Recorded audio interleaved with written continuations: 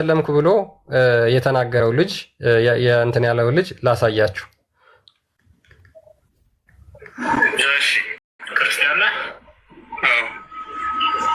እሺ የምለውን ቃል አብረን እየተከተልክ በል። እሺ እሺ።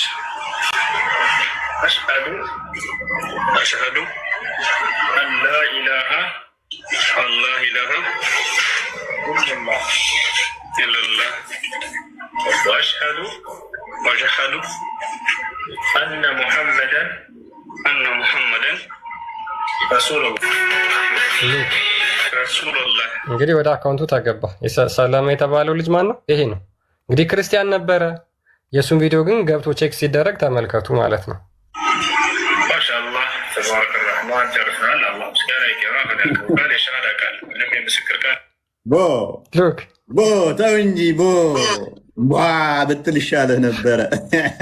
ሙሐመድ እያለ እንደ ግመል እንደሚያንኮራፋው ክርስቲያን ነኝ ብለህ ከምትፎግር እንደ ነብይ እያልክ ብንኖር አይሻልም? ጓሄድ አሳያቸው ቪዲዮቸውን።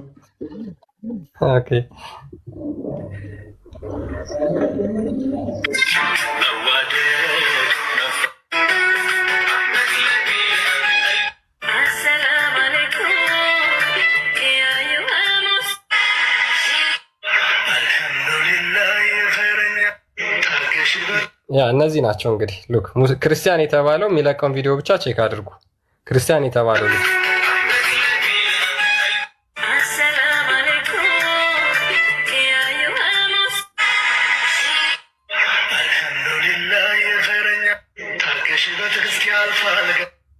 እነዚህ ናቸው እንግዲህ ሰለሙ ይባላሉ። ሂድ ታጠብ፣ ጣቱን ይቀስራል። ሂድ ታጠብ፣ ሻወር ውሰድ ይባላል። የራሱን ሙስሊም ማለት ነው፣ የራሱን ወንድም። እንግዲህ እስልምና ያለ ውሸት መቆም አይችል ነው። እስልምና ትናንት ካልዋሸ ዛሬ የለም፣ ዛሬ ካልዋሸ ነገ አይኖርም። የእስልምና ብቸኛ ምሰሶ ዋልታና ማገር ውሸትና ውሸት ብቻ ነው። እናመሰግናለን ይህን ኡስታዝ። በሱ ውሸት ምክንያት ብዙዎች እስልምና ቋቅ እንዲላቸው ስላደረገልን ትክክለኛ የእስልምናን መገለጫ ዞ ስለመጣና ክርስቲያኖችም ቆም ብለው እንዲረዱ ሙስሊሞች ምን ያህል ውሸታምና ወራዳ ቆሻሾች መሆናቸው ኡስታዞቻቸው እንዲያውቅ ስላደረገልን ሙስሊሞችም ደግሞ ለካ እስልምና ውሸት ነው እኛ ስንላቸው እኛ እየዋሸን ሳይሆን እውነታችንን መሆኑን እንዲያረጋግጡ ስላደረገልን ይህን ኡስታዝ በጣም አፕሪሼት የምናደርገው። ቢቀጥልም ደስ ይለናል። ትክክለኛ የነቢዩን ሱና እንዲከተል እንፈልጋለን።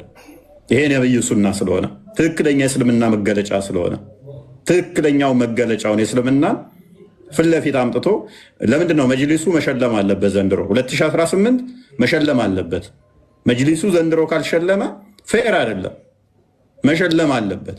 ይህን የመሰለ ጠንካራ ድራማ የሚሰራ ኡስታዝን ትክክለኛ የነቢዩን ሱና የሚከተልን ኡስታዝን ትክክለኛ የእስልምና መገለጫን ውሸትን ማለት ነው የሚያስፋፋን ካልሸለመ እውነት ነው ምላችሁ፣ እውነቴን ነው ምላችሁ፣ መጅሊሱ ጤናማ አይደለም።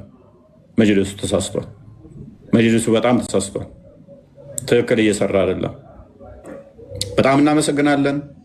ቴንኪው ሁላችሁም ይህንን የነቢያችሁን ሱና የምትከተሉና እንደዚህ በሐሰት ማለትም ነቢያችሁ ያስተማረውን ሐሰት ለማስቀጠል የምትፍጨረጨሩ የምትፍረገረጉ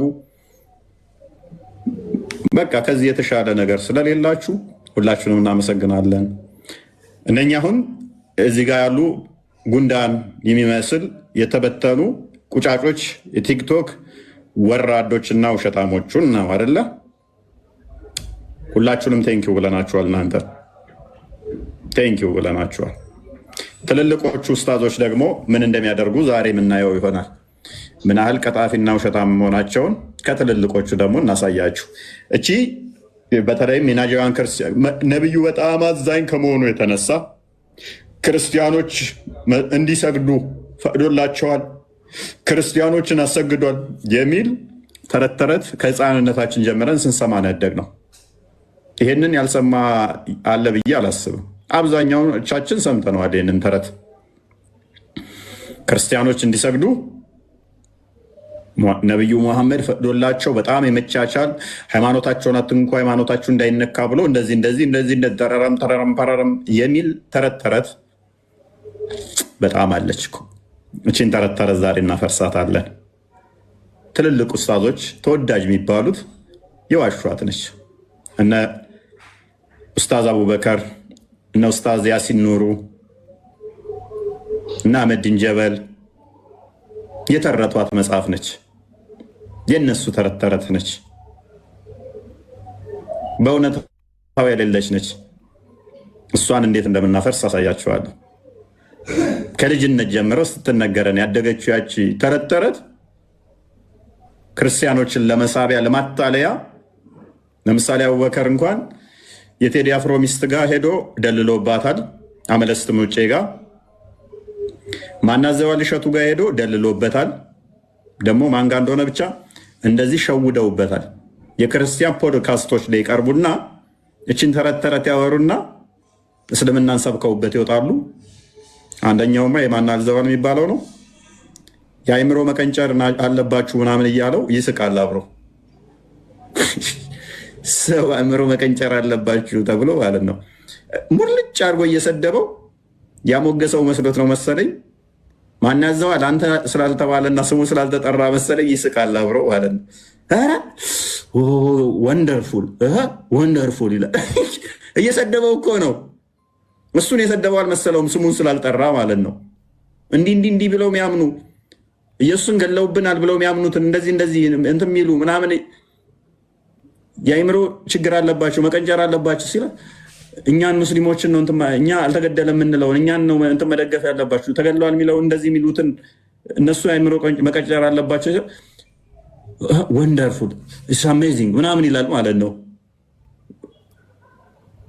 እውነት ነው። በጣም ወንደርፉል ያስብላል። አንዴ ነው ወሬ ያለው አይደለም።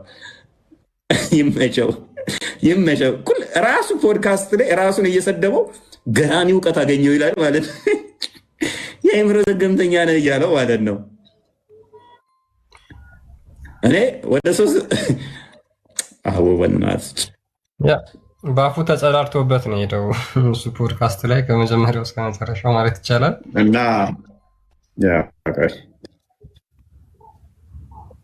ለማንኛውም ቴንኪው እንደዚህ አይነት እንትኖችን መለኩልን እና አንድ ቪዲዮን እንትናን አስቀጥለው ኡስታዝ አቡበከርን ኮመንት የምታደርጉ አፕሪሺየት እናደርጋችኋለን። ከዛ ይልቅ ታብታብ አድርጉት፣ ኮፒ ሊንክ አድርጉት። ዋርኒንግ እየሰጠን ስለሆነ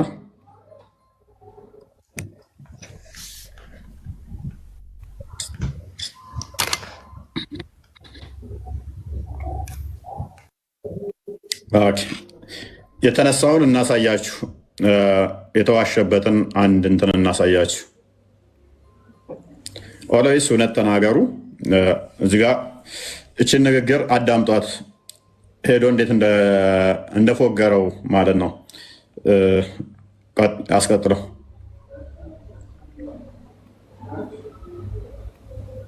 ሚዩት ነው ወደ ሌላ ክርስቲያኖች ስመልስ ክርስቲያኖቹ ነቢ መሐመድ መስጊድ ውስጥ መጥተው ውይይት እያደረጉ የሰኔ ጾም ላይ ነው የነበሩት። ቅዳሴ ሰዓት ደረሰባቸው። ቅዳሴ ሰዓት ደረሳቸው ሲሉ ውይይቱን አቋርጠው ቅዳሴያችሁን አድርጉና ከዛ በኋላ ውይይቱን እንቀጥላለን አሏቸው። መስጊድ ውስጥ ነው፣ ነቢዩ መስጊድ ውስጥ። ዛሬ የምድራችን ሁለተኛ የተቀደሰ ቦታ የሚባለው መስጊድ ውስጥ ጥግ ላይ ጸሎት ማድረግ ጀመሩ። ቅዳሴን ሰዓት ቅዳሴ እያደረጉ መግሪብ ሶላት ደረሰ። የአሁኑ ወቅት ሶላት አዛን ተደረገ። በዚህኛው መስጊድ ሙስሊሞች ሰገዱ፣ ነቢዩ እየመሩ። ሌላን ክርስቲያኖች ስመልስ ክርስቲያኖቹ ነቢ መሐመድ መስጊድ ውስጥ መጥተው ውይይት እያደረጉ የሰኔ ጾም ላይ ነው የነበሩት። ቅዳሴ ሰዓት ደረሰባቸው። ቅዳሴ ሰዓት ደረሳቸው ሲሉ ውይይቱን አቋርጠው ቅዳሴያችሁን አድርጉና ከዛ በኋላ ውይይቱን እንቀጥላለን አሏቸው። መስጊድ ውስጥ ነው፣ ነቢዩ መስጊድ ውስጥ። ዛሬ የምድራችን ሁለተኛ የተቀደሰ ቦታ የሚባለው መስጊድ ውስጥ ጥግ ላይ ጸሎት ማድረግ ጀመሩ። ቅዳሴን ሰዓት ቅዳሴ እያደረጉ መግሪብ ሶላት ደረሰ። የአሁኑ ወቅት ሶላት አዛን ተደረገ። በዚህኛው መስጊድ ሙስሊሞች ሰገዱ፣ ነቢዩ እየመሩ። እንግዲህ ይሄ ነው ይሄ ተረት ተረት። በነገራችን ላይ እኔ ፎይ እንትኑን እየደጋገመብህ መሰለኝ፣ ደጋግሞታል። ያ ስለዚህ የሰኔ ጾም ነው አለ። የሰኔ ጾም ላይ መስጊዱ ሰገዱ ቀደሱ። ቅዳሴ መስጊድ ውስጥ ይቻላል እንዴ? ቅዳሴ በየቦታው እንደሚቀደሰው ወገን ቅዳሴ ያስበዋል የምታቆርበውና ቅዱስ መፈተቻም እሱም አይኖር ምንም መጽሐፍ ቅዱሱ እንትኑ ጽናጽኑ ምንም በቃ ዝም ብለህ ሄድ ብለህ የምቀድሰው ነገር አደረገው።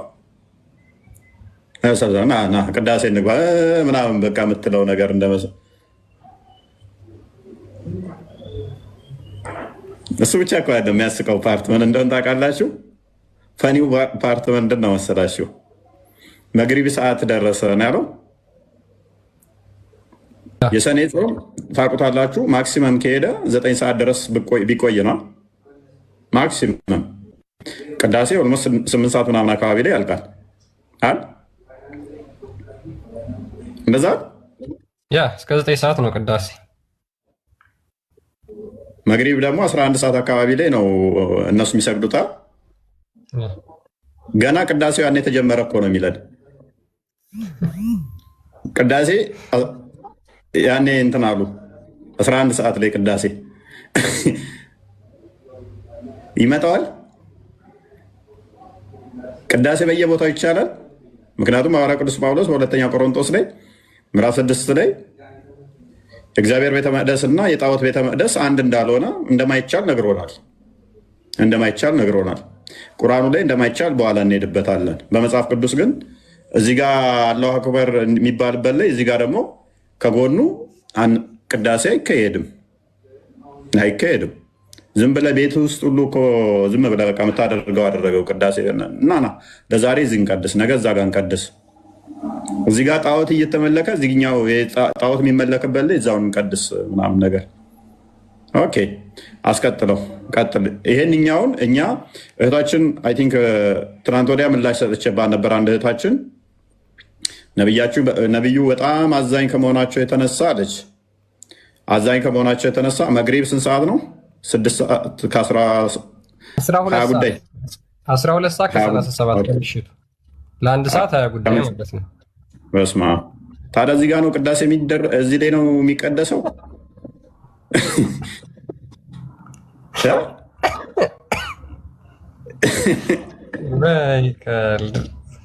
12 ሰዓት ከ37 ከምሽቱ እንግዲህ ሙስሊሞች አሁን የሚያፈጥሩበት ሰዓት ኦልሞስት ማለት ነው። ቅዳሴ በዚህ ሰዓት ቅዳሴ ገቡ ሲጾሙ ብለው የዛን ሰዓት ቅዳሴ ሲቀድሱ አስባል። ያውም የሰኔ ጾም ሰኔ እንግዲህ ፍልሰታን እንትን የምትሉ ምናምን ታውቁታላችሁ።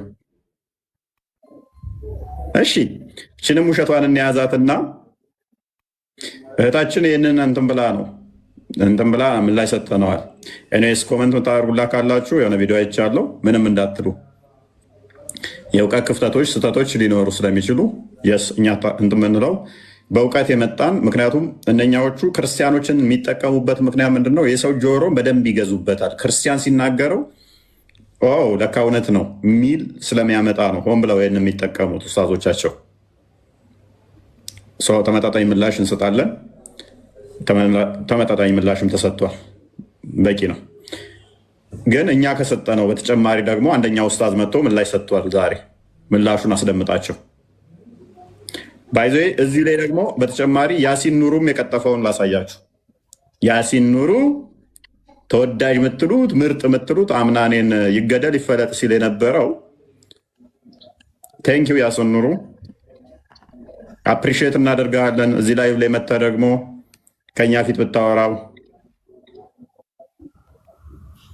ያሲን ኑሩ እኛ ጋር መጥቶ ብቅ ብሎ ከኛ ጋር ቢያወራ ደስ ይለን ነበረ።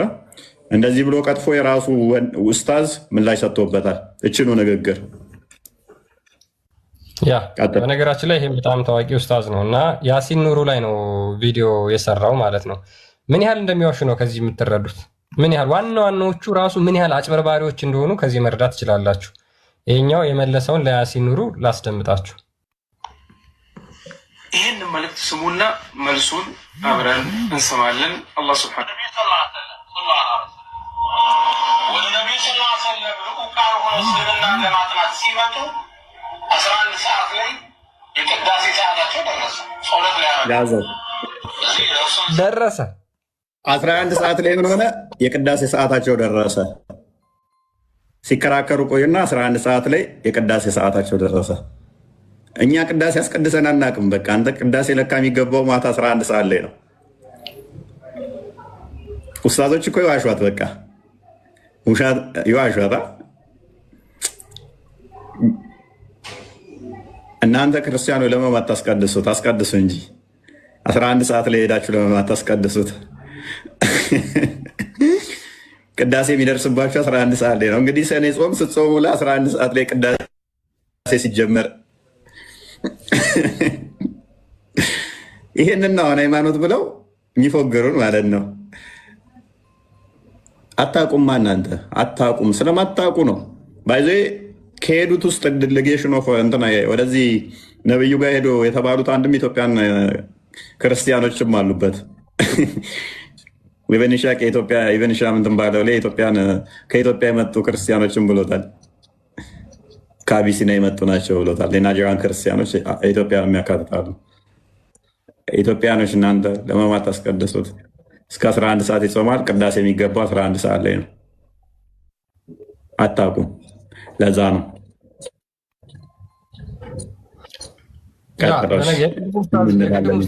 እንግዲህ 11 ሰዓት የማስቀደሻ ሰዓት ደረሰ። ሙስሊሞች ደግሞ 12 ሰዓት ከ37 ወይም 12 ሰዓት ከ40 ምናምን ይሰግዳሉ። እስከዛ ሰዓት ድረስ መስጊድ ውስጥ እንግዲህ ቅዳሴያቸውን አልጨረሱ። ሉክ ስለሚያወሩ ነው።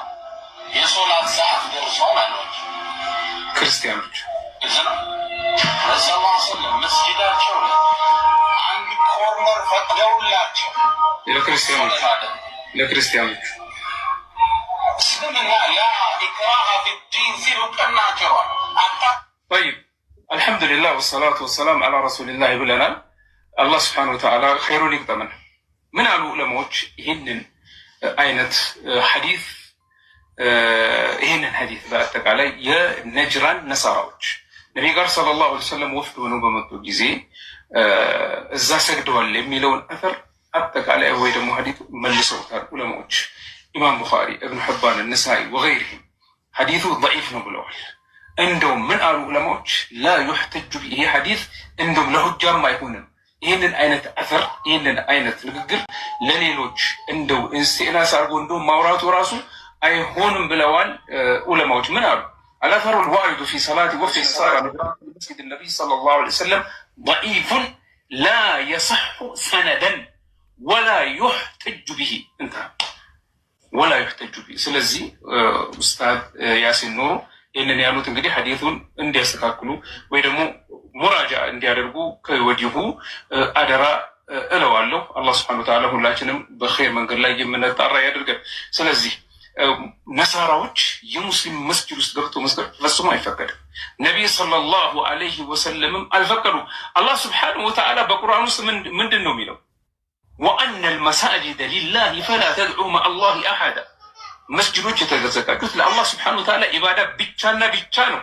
እንደውም ምን አሉ ኢማም አልቁርጡቢ ረሒመሁላሁ ተዓላ በተፍሲሩ መጨረሻ ላይ ወላ ተጅዐሉ ሊገይሪላሂ ፊሂ ነሲበን፣ ከአላህ ውጭ ለሚመለክ ነገር እዛው ነሲብ ወይ ደግሞ ምንም አይነት እድል ሊያገኝ አይገባም። ስለዚህ ይሄ ሐዲስ ሰሒህ አይደለም። እንዳታሰራችሁ እንደዚህ አይነት ሐዲሶችን። ባረከላሁ ፊኩም። በአላህ መስጅድ ውስጥ ሊሰገድ የሚገባው ለአላህ ጀለ ጀላሉ ብቻና ብቻ ነው። ወላሁ አዕለም። ሼር አድርጉ። አላህ ስብሐነሁ ወተዓላ ኸይር ይቅጠመን። እንግዲህ አሁን እድሜ ልክ ሲቀጠፍ የነበረ ተረት ተረት ሙስሊሞች ገብተው ደግሞ ይነግሩናል ማለት ነው። እድሜ ልካችንን እኔ በልጅነት የጀምሮ ይህን ተረት ተረት አውቀዋለሁ። በልጅነት ጀምሮ ይህን ተረት ተረት ስሰማው አድጌያለሁ።